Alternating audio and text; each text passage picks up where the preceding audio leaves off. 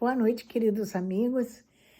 Mais uma vez, aqui estamos para falar a respeito de uma condição, uma epidemia, na verdade, no mundo inteiro, que é o suicídio. Hoje, dia 10 de setembro, o Setembro Amarelo, é a data mais propícia, né, de se falar sobre a valorização da vida, sobre a importância da vida, sobre as angústias das pessoas que levam a essas atitudes extremas de pensar que podem dar adeus à vida, adeus aos problemas e ir para um outro mundo sem pensar na imortalidade da alma. E é sobre isso que nós temos que falar hoje e durante todo esse mês, mas não é um assunto só para um Setembro Amarelo. É um assunto para o ano inteiro. É um assunto que ninguém pode esquecer.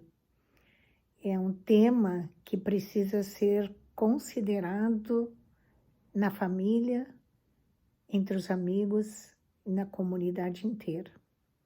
Sabemos que no mundo inteiro, a cada 40 segundos no mundo, uma pessoa se suicida, ou seja, 800 mil mortes por ano. E entre esses que morrem, os jovens representam, o suicídio representa a segunda causa de morte entre jovens de 15 a 24 anos.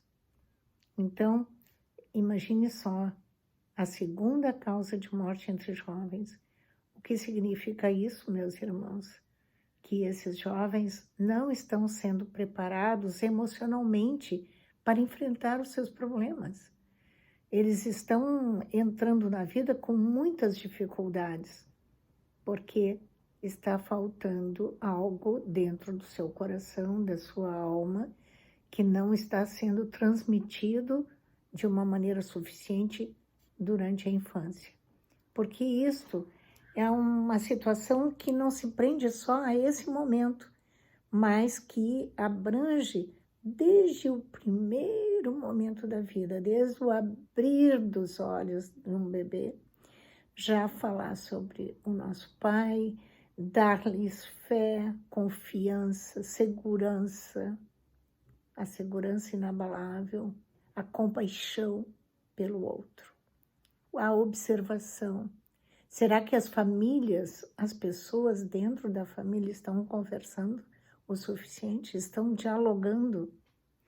Então, é um conjunto de situações que nós temos que nos alertar realmente e não nos, digamos, não nos apartar deste problema, porque na palestra anterior, a pergunta que ficou, e os amigos como se sentem? E os familiares como se sentem? Com certeza se sentem derrotados. Se sentem derrotados porque ficam pensando o que eu poderia ter feito e não fiz.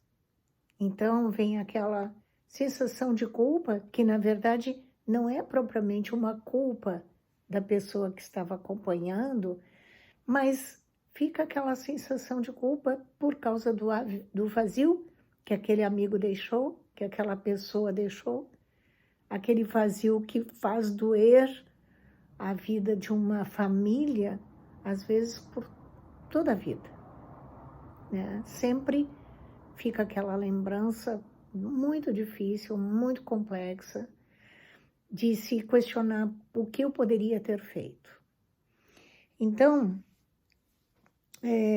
como eu disse, né, o Rio Grande do Sul é o estado com maior incidência de suicídios, e o suicídio, ele também, um grande número, é uma desordem mental, se dá por doença, né, por depressão, por bipolaridade, mas também se dá por uso de substâncias tóxicas, também se dá por outras razões afetivas, as pessoas que não se sentem amadas, as pessoas frustradas, às vezes porque não conseguiram um intento, um objetivo que achavam que iam conseguir, que podiam fazer, e aí vamos dizer que se fecham assim, né? Se batem, né? Numa situação que lhes faz parar, até a mente parar de pensar e cair num poço de frustração. Então, quando a criança já vem preparada, já é preparada para suportar dificuldades e saber que essas dificuldades não são lhes colocadas na vida só para que elas fiquem perturbadas, não, para que elas encontrem soluções e que para tudo tem uma solução e que os problemas mais difíceis, com certeza, recorrendo ao nosso Pai Maior, chegaremos a conquistar aquilo que nem imaginamos sequer um dia poderíamos chegar a obter, no sentido mesmo de conquistas, no sentido, conquistas, até no sentido filosófico, né, ou científico, no sentido do estudo, do saber, do conhecimento, né? Isso é a principal conquista. É aquilo que fica na mente de cada um, é aquilo que se aprende e que todos deveriam saber que a Terra, o nosso planeta Terra, é um local de oportunidades infinitas para se desenvolver o conhecimento e que esse conhecimento adquirido jamais será perdido, que será, digamos,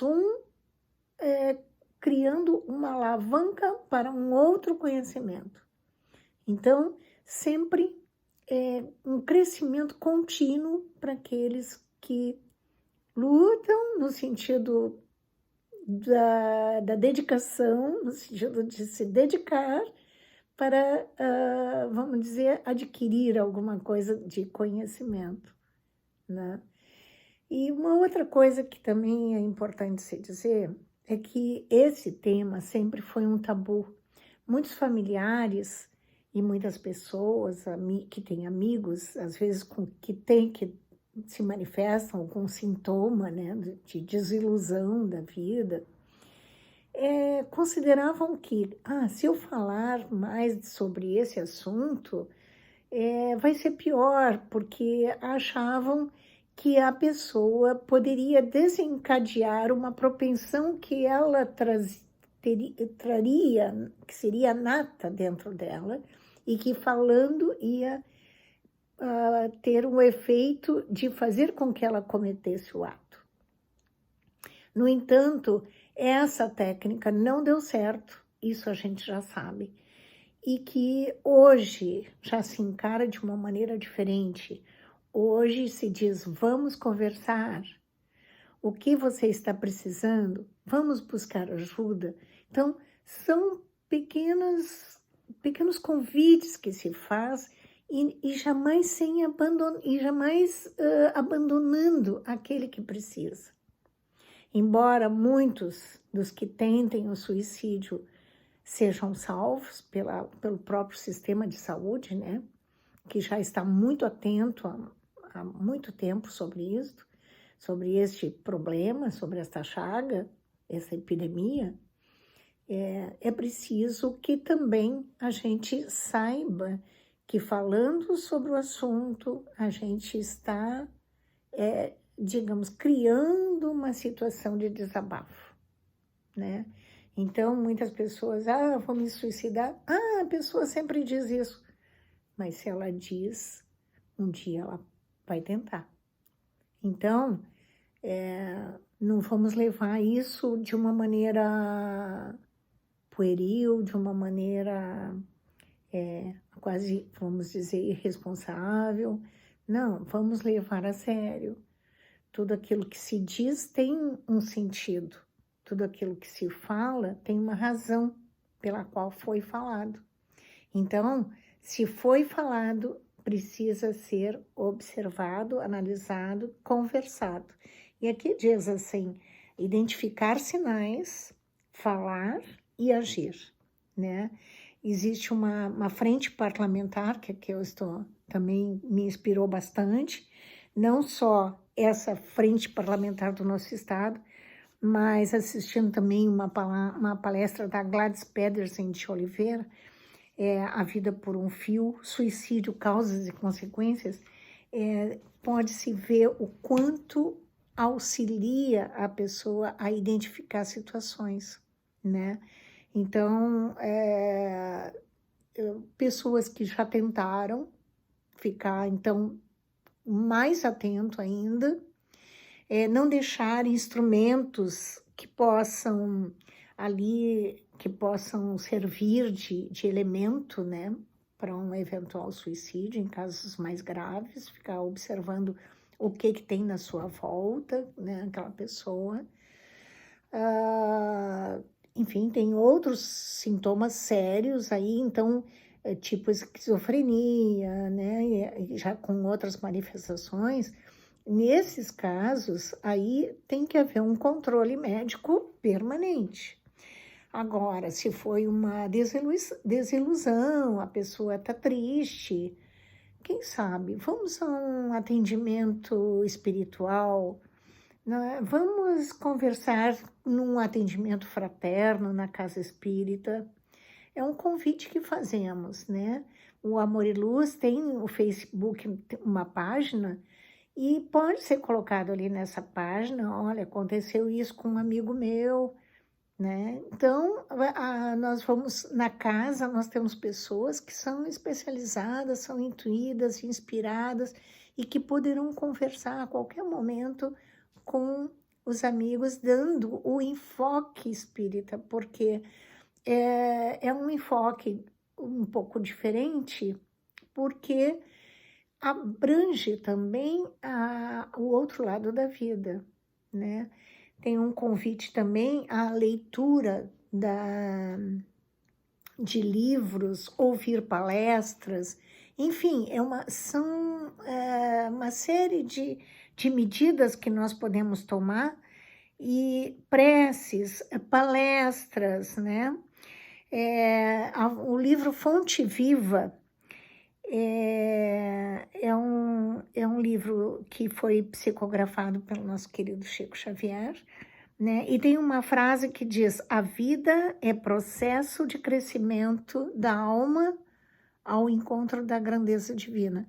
Eu achei muito maravilhosa essa frase, né? Se saber que é um processo, a vida é um processo de crescimento, e é exatamente isso que eu estava falando, começar já desde o início, para que neste processo a criança tenha, ao chegar na adolescência, a condição boa de enfrentar a vida e fazer de cada vida um processo diferente de amadurecimento. Então, nós, dentro desta faixa, né, que falamos aqui de 15 a 23 anos, 24 anos, que é a maior taxa de suicídio entre jovens, que esta faixa seja muito bem observada, seja acompanhada, que se converse muito, né, os professores, nas casas espíritas também, que tenhamos essa atenção especial com esse jovem, saber o que está indo dentro do seu coração, da sua alma, o que ele espera da vida, quais os problemas que já enfrentou, porque esse diálogo, esse ouvir o outro é, digamos, uma grande ajuda para esse jovem que às vezes não tem os pais próximos, os avós muitas vezes não conseguem explicar ou não tem aquele diálogo com a família que precisam. Então, somos nós, a sociedade, e a nossa sociedade espírita, que se propõe a conversar com esse jovem e encaminhar para o melhor tratamento, né? Então, sempre que possível, não se a ter tanto a instituição espiritual propriamente, mas aquele jovem que se sente inseguro, buscar o seu contato direto com o Pai, né? Buscar dentro do seu coração, na sua, né, no seu âmago, o que está me fazendo sofrer, né? E fazer uma prece, isso ajuda muito, né? Fazer uma prece e aguardar para ver a resposta, o que vem. Porque Deus nunca nos deixa desamparados, sabemos que temos o nosso anjo guardião ao nosso lado, temos o nosso protetor, nosso mentor espiritual a nos ajudar. Então, sempre teremos uma solução para os nossos problemas. E aqueles familiares, aquelas pessoas que sofrem, às vezes com parentes, né, são pessoas mais propensas, aquelas que já tiveram parentes que cometeram suicídio, né, são pessoas que têm mais propensão, pessoas, algumas que trabalham com substâncias tóxicas, não só aquelas que usam substâncias tóxicas, mas tem algumas que trabalham e são propensas também a essa atitude, né, de desespero, de angústia, de dor, tá, meus irmãos? Então, claro que sempre tem no próprio Centro de Valorização da Vida, né, que se a casa espírita está fechada, eles fazem o atendimento por telefone, por chat, por Skype, por e-mail, ou até presencialmente. Tem o www.cv.org.br.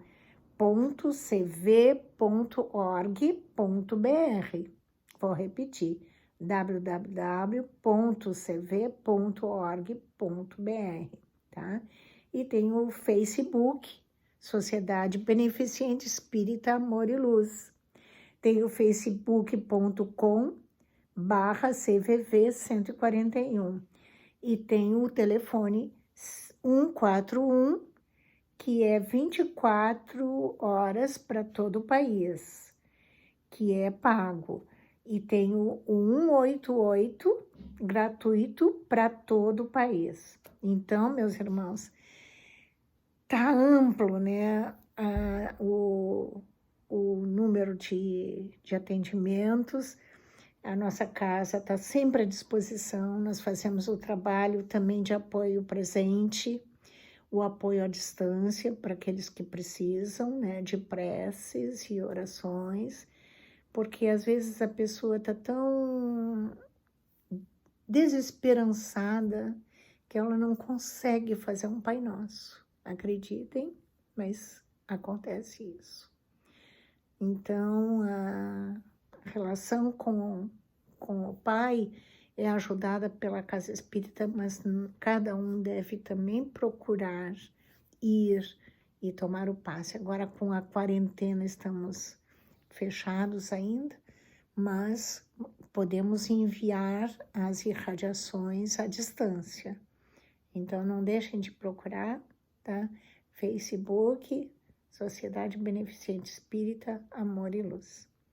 Muito obrigada, uma boa noite e fiquem com Deus, com nosso Pai. Que assim seja.